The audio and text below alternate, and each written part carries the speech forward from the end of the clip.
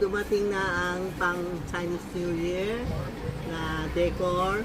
Marami nagtatanong, Tita Maxi, sa anong lalagay ko para na marami akong pera, gumanda ang business ko o gumanda ang sa bahay, no? Ito pwede lagay sa bahay, no? Ang holo for health. Tapos itong kulang-kula cherry for good life, good fortune. So, yan. Lagay mo sa bahay mo, pagpasok mo, feel mo, masaya ka, maganda ang fortune natin.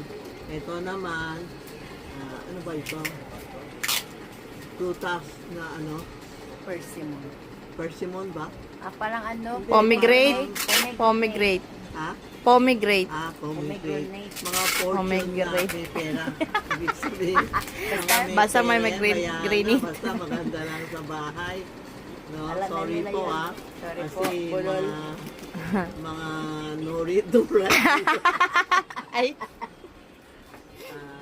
Ito, yan ang lalagay mo. Tatlong design ang gaganda. Pag tatlo binili mo, sa tabi isa ng Santiago, sa isang tabi ng Mama Mary.